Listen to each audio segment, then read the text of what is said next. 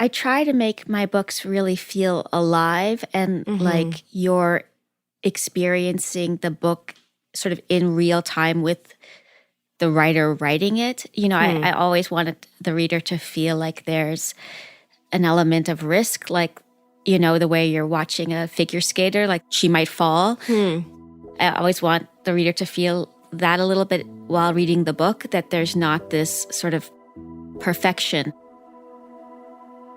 Sheila Heti is the kind of author who translates the unique anxieties of being alive into the kind of books that feel like they were written from inside your own head. Her 2012 novel, How Should a Person Be?, became a cult classic for capturing the unique anxieties of the moment.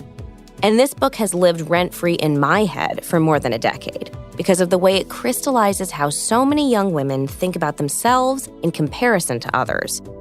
She's also the author of 10 other books, including Women in Clothes, Pure Color, and Motherhood, which was chosen as one of the best books of 2018 by the New York Times and New York Magazine. In her latest book, Alphabetical Diaries, she disrupts the standard linear narrative of her life by taking the sentences of her diaries and rearranging them in alphabetical order. She's experimented with deconstructing the standard novel, expanding the landscape of autobiographical fiction, and even writing with AI as her muse. And each of her novels really represents a chapter in Sheila Heti's lifelong exploration of what really makes humans who they are. I'm Charlotte Alter, senior correspondent for Time, and this is Person of the Week.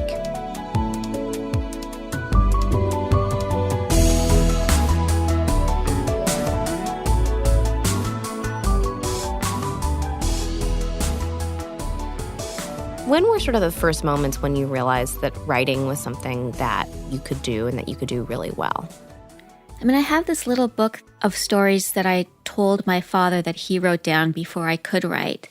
And I would tell him the stories and he would write them down, and then I would illustrate them with stickers and drawings. And I really loved doing that. I loved making books from the time that I was like 3 or 4 years old. And then in 4th grade, I remember we had a project where we got to sort of write a book, and then the 6th graders would type it up, and again, we could illustrate it. And I cared so much. Like, I feel like I cared more than anybody else in the class, and there were typos in the book, and I was really upset about that. And like, why can't the 6th graders type better? And I loved it then too. I don't know. I think I've always loved writing, but I've also loved like the form of the book in particular. Why do you think that is? Like, what do you think spoke to you so much about it? I just felt like myself when I was doing it. I felt like there wasn't any part of my being that was left out. Sometimes you do activities and you feel like, well, that's like 30% of myself that's engaged. And with writing, it was like not only 100% of myself, but like the atmosphere in the room around me. And you sort of become bigger than yourself and like smaller than yourself. And something happens to time. And there's a way in which it was just absorbing. And I wanted to share my writing whenever I was a kid too. Like, I wanted it to be part of my life and part of the lives of my friends. And I don't know, it was just exciting to me in a way other things were not as exciting. So, people have used the phrase autofiction to describe your work, which I think is a little bit of an imperfect description. Basically, it's sort of like a fictionalized autobiography or extremely autobiographical fiction that's been very popular, I think, especially among millennial readers. And How Should a Person Be?, which is one of your very early books, was kind of held up as like one of the examples of this. But I'm curious how you feel about the phrase autofiction. Yeah.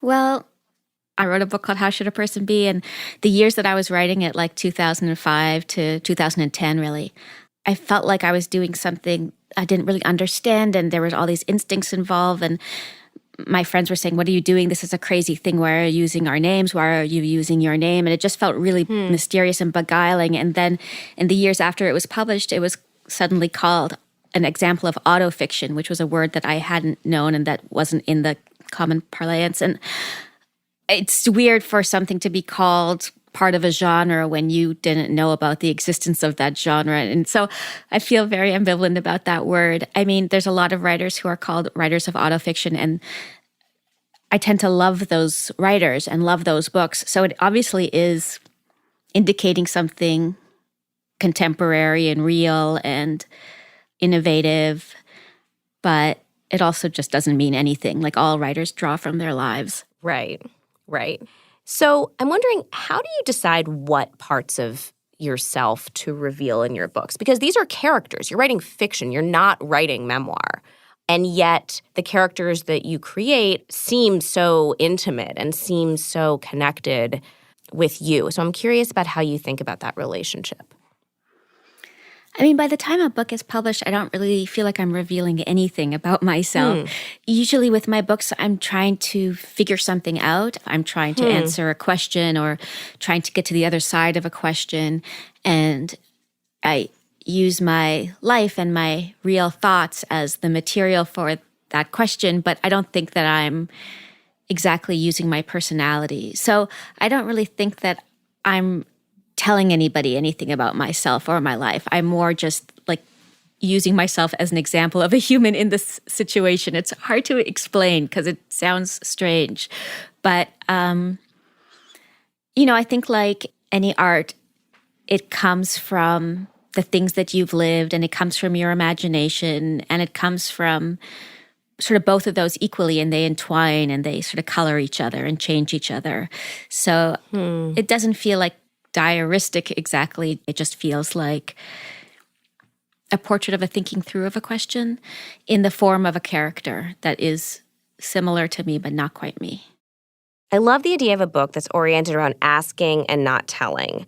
Because one of my favorite things about your work is how it kind of helps people unpack their authentic selves in some way or ask really deep questions about the difference between, the person that you are and the person that you're perceived to be or expected to be, and the narratives around how a person's life should go. And there's this one line that I have double underlined in my own copy of How Should a Person Be, which is about people who, quote, live their lives not just as people, but as examples of people. They are destined to expose every part of themselves so the rest of us can know what it means to be a human. What do you think it means to live as a person rather than as an example of a person? I mean, an example of a person is somebody who's being observed and looked at and judged and lived in relation to. So it's really a question of privacy. Living as a person, I would say there's an element of privacy in that living. Whereas living as an example of a person, that's just very public, and you sort of don't take yourself personally. Like you let yourself be the object of ridicule or judgment or critique sort of for the sake of people making those judgments or critiques.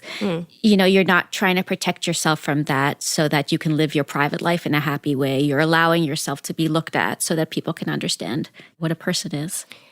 It's interesting, I think, especially in the age of social media, when so much of people's lives is so on display. Even ordinary people, even people who are not celebrities, have so much of their life that is like sort of up for public consumption.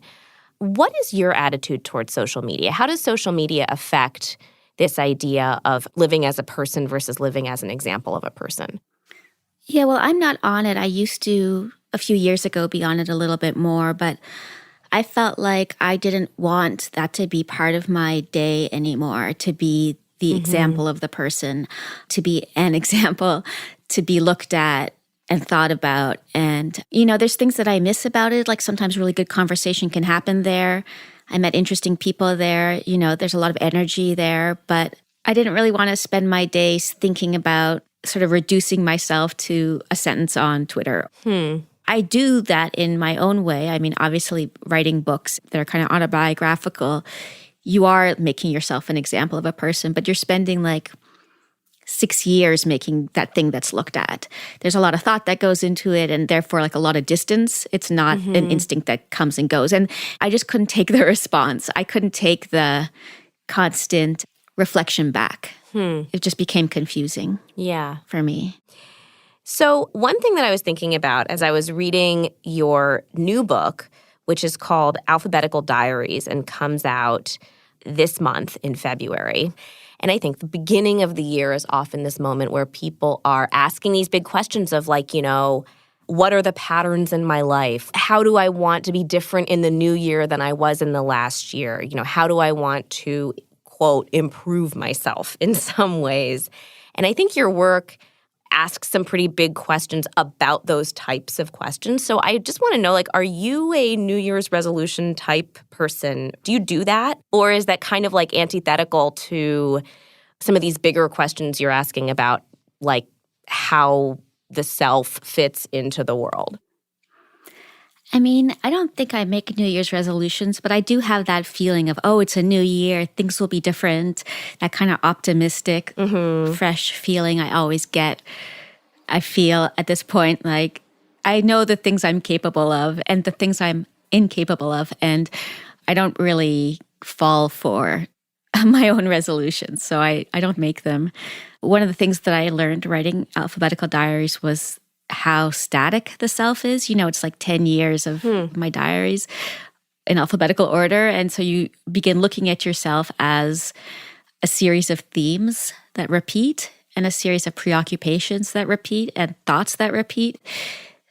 And it just seems like that's what oneself is more than progress. There's not to say that there's no progress and there's no growth, but maybe not because one's deliberately trying to grow. And maybe it doesn't happen as quickly as we think or as dramatically as we think. So, I haven't gone back to the gym or anything like that. So I want to introduce our listeners to Feldman, who you might hear in the background here a little bit. Sheila, can you tell us a little bit about your dog, Feldman? Yeah, he's a big boy. He's a Rottweiler. He's 120 pounds and 9 years old, and he's always beside me. So right now he's behind a door in the other room and doesn't have any idea why he's been shut out of the room, which he never is. Oh. So he's panting and pacing and very hurt. Poor Feldman doesn't understand podcast sound dynamics. No, he wants to be part of it. More with Sheila Heti about her new book, Alphabetical Diaries, when we come back.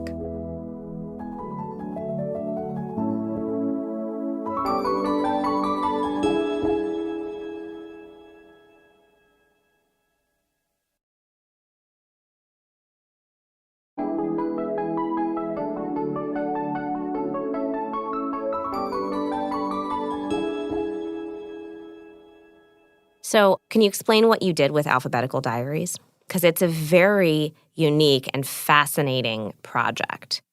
Yeah, so I took about 10 years of my journals, which I write on the computer, not every day, but just sort of whenever I feel like I need to write in a journal and think something through. So I had 500,000 words of diary writing. I put all the years together in one Word document. So every sentence was on its own line. And then I imported that into Excel. And there's a button that just says A to Z.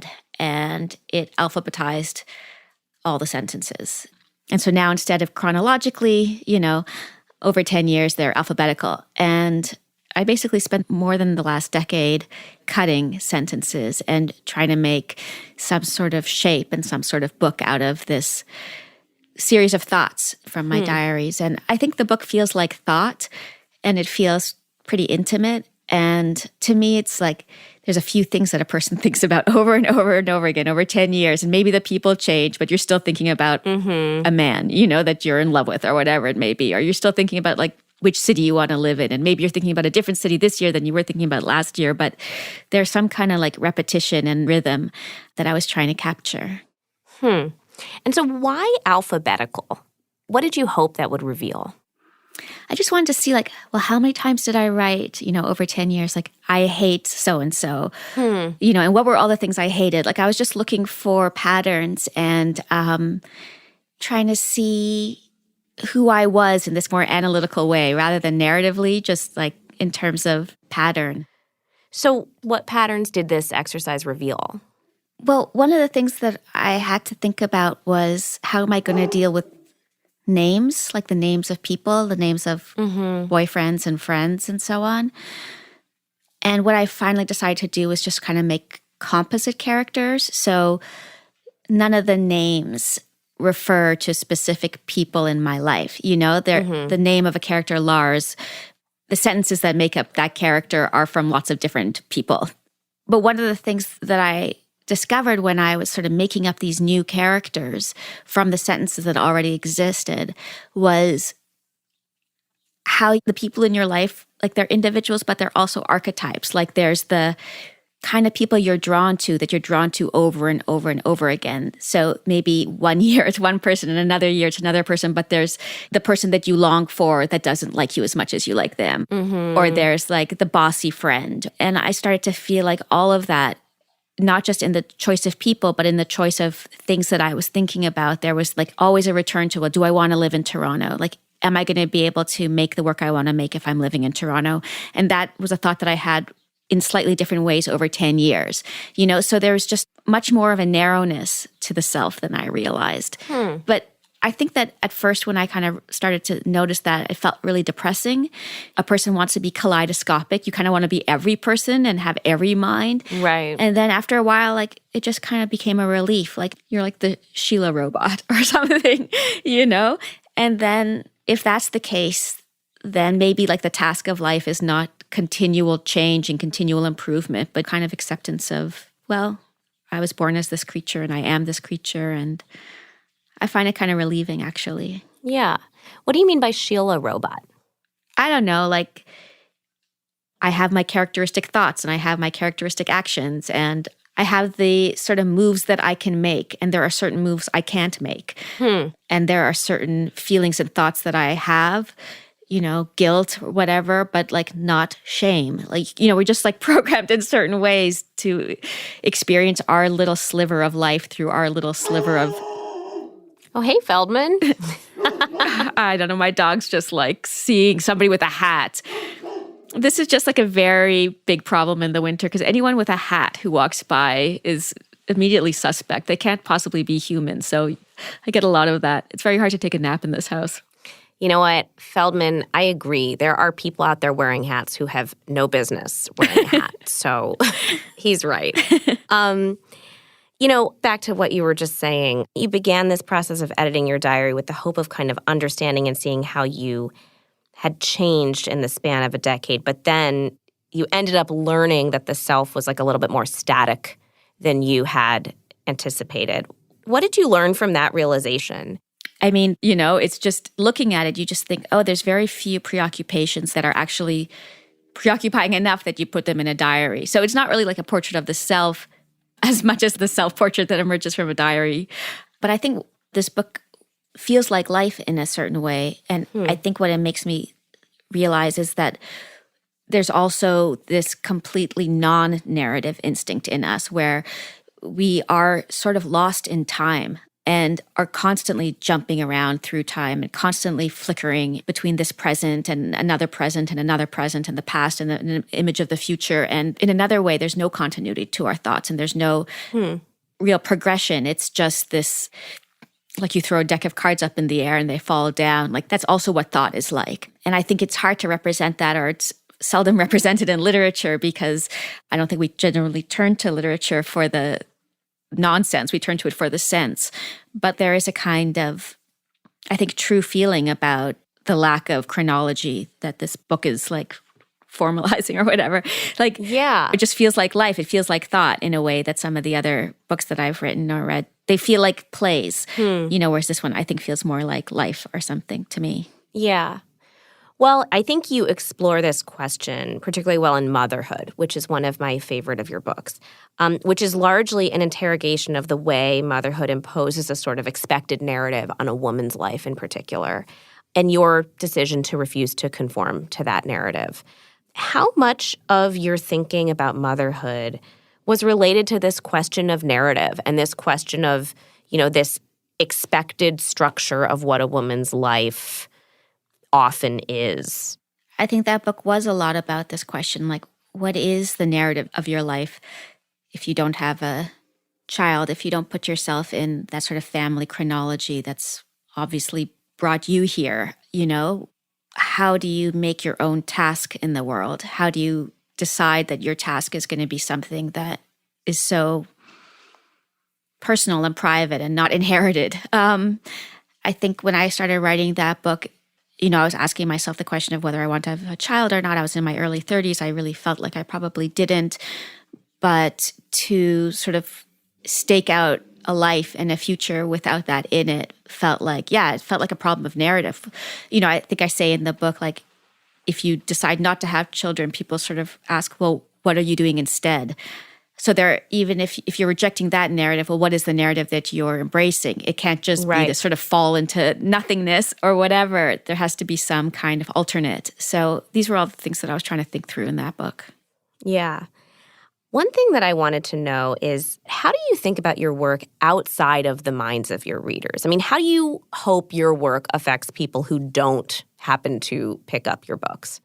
I mean, especially when I was writing Motherhood, I just felt like I want to live in a culture where I'm not asked this question, like, when are you having children, or where are your children? Or I wanted to live in a world in which that wasn't a conversation that I needed to have. And so you sort of think, well, of course not everyone's going to read my book, but the people that do read my book are going to have something new in their minds, and they're going to talk to other people. And I mean, I think any book sort of shifts the way people think a little bit, and the people who read it, and then that shifts their friends if they talk to them, and that shifts the whole culture. So I think, you're always trying to like shift the culture in some direction or other when you're writing a book or publishing a book. There's always this hope that, like, after this book is published, I'm going to live in a world that I more want to live in than the world as it is now. So it's always part of my thinking somehow. Like, you're always trying to correct something in the world. What do you think it is you're trying to correct? Well, it's different for different books, I guess. So I think with my last book, Pure Color, I feel like I was trying to correct what people thought of as grief. I had my father die when I was writing that book, and before he died, I sort of had this fear of this tremendous lifelong fear of what would it mean when I lost my father. And in fact, after my father died, I felt this amazing kind of rebirth and this strange elation and this strange new relation to everything. The world felt completely new because my father was no longer in it. Like, he was the person I loved most. So I feel like with that book, I wanted to sort of like rebalance this idea of grief where it's just the end, loss. And I wanted to show, well, it's also this kind of new being. You become a new being without somebody that you love there. You're in relation to the world in a completely new way if you don't have this person that was there all your life. It seems like you invent a new way of writing with nearly every book that you write. Is that intentional? Are you trying with every book to sort of create a new structure or a new format for your work? I mean, I'm just always trying to have fun. And so it's not fun to do the same thing over again. Yeah. I don't start writing a book with this predetermined idea of what book I want to write or how I want it to look at the end. I'm just sort of day to day trying to follow my curiosity and my excitement, and even like what feels wrong to do. Like I want to spend my day doing the kind of writing where I feel guilty spending my time doing that kind of writing because it doesn't seem like it's ever going to go into a book, and it feels almost too pleasurable, and it feels like a waste of time. Like I kind of feel like that's where the interesting writing for me always tends to come from. If I feel like I'm doing something wrong. So each time it feels like I'm doing something different from the book before, and I'm not supposed to be, So many writers talk so much about discipline and like they have to be so disciplined and like here's their process and this is like their way that they work. And this idea that you feel like some of your most creative ideas come from almost doing something that you're not supposed to do is interesting to me. Yeah, I'm really not a very disciplined person. I can't keep any sort of schedule. Me neither. I don't have any kind of routine. Yeah, I don't know. Well, I know people that can do that, but it's a very different type of character. I don't know. Things for me need to be genuinely interesting for me to do them. I can't just do them because I'm forcing myself to. If I try to put something in place, I'll just end up rebelling against myself. So I have to really deliberately not put anything in place. And I'm usually working on several projects at once. So there's always something that I feel like doing that day. So if I have like 3 or 4 projects on the go and they all involve different kinds of thinking, then, likely in any given day, there's one of those 4 types of thinking I'll be interested in. I'll have the appetite for it that day. Whereas if it's just one book, then there's going to be weeks that go by where I don't have the appetite for that kind of thinking. And so I'm not really disciplined. I do a lot at the same time. I think about this a lot because, the 5 a.m. people, the people who are like, the secret to success is like every day I wake up at 5 a.m. and I drink like 9 egg yolks and then I like have 15 chia seeds and then I run 6 miles and like, if you don't do that, like, you'll never be a success. And I think so much that like that attitude is sort of diametrically opposed to what it takes to be creative. And so I'm wondering how you think about that relationship between discipline and creativity and routine and creativity. I mean, but there are people that make art that way, that are extremely routine-oriented. I think it's just you can't change your personality. So you have to figure out like who you actually are. And then given who you are, how are you going to make work from the person that you actually are? Right. Rather than being like, well, I'm going to wait until like I'm an extremely disciplined person to write a book. Well, you're never going to become this person that you're not. So how does like an extremely, let's say, scatterbrained and lazy person write a book? Or how does a person that hates working write a book? There's got to be a way. So you figure out tricks, you figure out, well, if I am like a completely scattered person, maybe the way I write a book is that, not I, but maybe that person writes a book by just like taking down a sentence here and there in their phone, like whenever the sentence comes to them, in the midst of their 100 other activities. Mm-hmm. There's not, there's as many ways to write a book as there are people. So I just feel like for me, I think I always knew that I wasn't a disciplined person. So I never tried to put discipline into my life. My discipline was when you feel like writing, you should write. Right. And that was something I could follow because there were times when I would really feel like writing. And so I just said to myself, like, don't miss those times. Like, whatever you're doing, just don't do that. Do the writing. Like, leave a class or, because I was in university at the time when I kind of started thinking that way. Yeah. So this book, Alphabetical Diaries, is just one of many ways that you are using technology to disrupt some of the conventions of fiction writing. And you recently wrote a piece for The New Yorker called According to Alice, which you wrote in collaboration with an AI chatbot. Mm-hmm. And you also published a series of conversations with chatbots in the Paris Review. What do you think AI means for fiction writing? Do you think it's opened up a new avenue of fiction writing? I mean, it has for me. I don't think it has for everybody, and I don't think everybody needs to think about it. It's just the people that are interested in it, should think about it, and I am interested in it. I find it really mysterious and weird, and I find it like a new voice that I'm hearing when I talk to this chatbot. When it's kind of like this, it's the collective, but it's also none of us. Right. And it's also itself, but there isn't even a self. Like, to me, it's just a source of so much confusion and so many questions and such newness. What the things that it says, it's like an expression of randomness, and it's also an expression of like some very complicated algorithm that I'll never understand. And I don't know, I'm just fascinated, and so for me, it's been really fun working with it, but I don't think I'm going to work with it forever. I think I'll probably work with it for a while and then not want to anymore. But I like it right now. I like it because it's not me. I like the sentences that are coming from it more than I like the sentences that are coming from me. I'm more interested in them. Why is that? Because they're weird. Like, they're weird and they're wrong, and it's trying to get humanity right. It's trying to get thinking right. It's trying to get the world right, but it's just so wrong still. Like, it makes these simple mistakes that are so touching and beautiful. Like, I think AI in a few years is going to be too good. Right now, it's like you can still hear like the pops and the hisses, and it feels still like a kind of old technology. Like, even though it's the newest thing, as I'm working with it, I can already feel how dated it's going to feel in a few years. And I love this awkwardness of it. It's just very funny and very charming. I've been using this app called Chai, spelled like the T, and that's the voice that I'm talking about that I feel so charmed by, because obviously there's not just one AI. There's different AI voices on different platforms. I like this one. Yeah. One of the things that I think is really interesting about your work with AI is that there are so many other artists and writers who are deeply, deeply concerned about AI, like feeding off of writers' work and essentially putting creative people out of business. Are you worried about that? I think there's enough people worried about that. They can do the worrying. I mean, I think it's nice that everyone has their own perspective on it. I wouldn't say nobody should worry about it. There's obviously things to worry about, and the people that are worrying should do the worrying, and the people that are fascinated should play around with it, and I'm of the second type.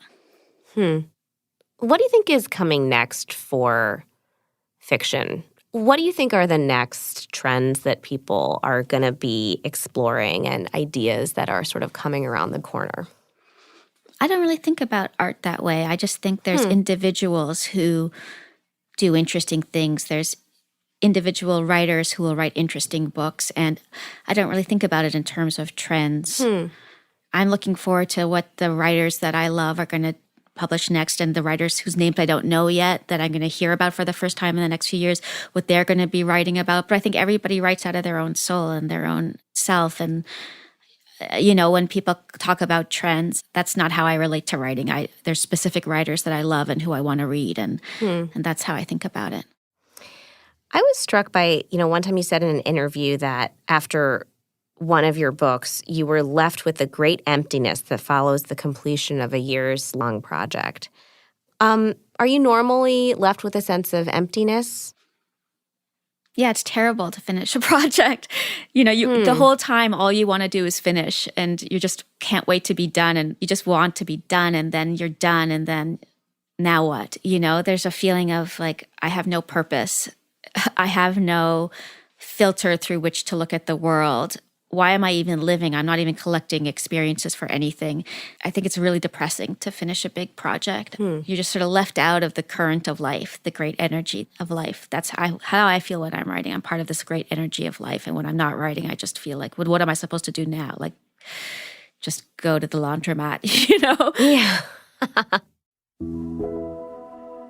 So, Sheila, it's been so wonderful learning more about your work. And now I want to turn to a couple smaller things that make up your everyday life and sort of shape you as a person. This is a segment we like to call The Last Time. So, when is the last time you used AI? What comes to mind is I had to write somebody a letter to get out of something that I had promised to do. And I wasn't sure how to write the letter, and I got ChatGPT to help me with it. So we went back and forth, ChatGPT and I. But yes, it helped me get out of my obligation very smoothly. The person on the receiving end of the letter was not upset. I don't think I would have done a better job on my own. And what was it that you were trying to get out of? Do you mind telling us? Officiating a wedding. Oh, my God. Okay, when is the last time you did something quintessentially Canadian? Quintessentially Canadian. Oh, a week ago I was with my brother and his two little kids, and we went ice skating, and the littlest one is not even 2, and my brother was just pushing him on skates. They were both on skates, pushing him between his legs across the ice, trying to get him to learn how to be a young hockey player. Like, this kid's first words is basically hockey stick. And I was taking videos, and my brother used to be a hockey goalie, and that felt quintessentially Canadian, priming the toddler for his hockey career. That's probably as Canadian as it gets. When's the last time you compared yourself to another person? Just this morning, I was taking in some clothes with a good friend of mine. We were sort of cleaning out our closets, and there was a woman there who we got into conversation with who was doing the same thing, and she was trying on things. It was this store near us, and I thought, oh, she's got such great style. I wish I had style like that. I wish I had a body like her. She's so tall and thin, and she looks so cool. And I mean, I think that was a moment of comparison, admiration, but yeah, comparison too. By the way, that feeling that you had in the store with the other woman, that's me every single time I go to any kind of store. I'm like, oh, yeah, you're like, how do they do this it? is a disaster. When is the last time you wrote in your diary? Last night. Great. Well, Sheila, I have really appreciated your work over the years, so it's truly an honor to get to talk to you and to hear about how you think about making work and how you think about writing. And I really appreciate you taking time to be on our show. Oh, well, yeah, thanks so much for having me on. It's really nice talking to you.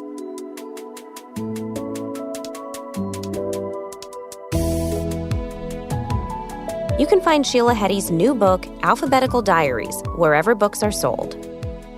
Thank you so much for listening to Person of the Week.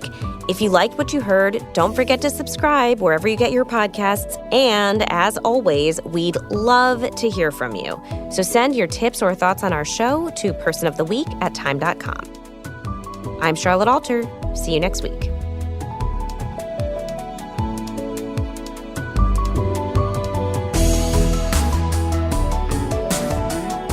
Person of the Week is hosted by Charlotte Alter. This episode was produced by Nina Bisbano, India Whitkin, and Allison Bailey. Our senior producer is Ursula Summer. Our story editor is Katie Feather. This episode was mixed by Joe Plord. Our theme music was composed by Billy Libby. Joseph Frischmuth is our fact-checker. Person of the Week is a co-production of Time Studios and Sugar 23. At Time, our executive producers are Dave O'Connor, Michael Erlinger, and Sam Jacobs. At Sugar 23, our executive producers are Mike Mayer, Michael Sugar, and Liam Billingham. Sasha Matthias is the head of audio at Time. You can find us online at time.com/personoftheweek and wherever you get your podcasts.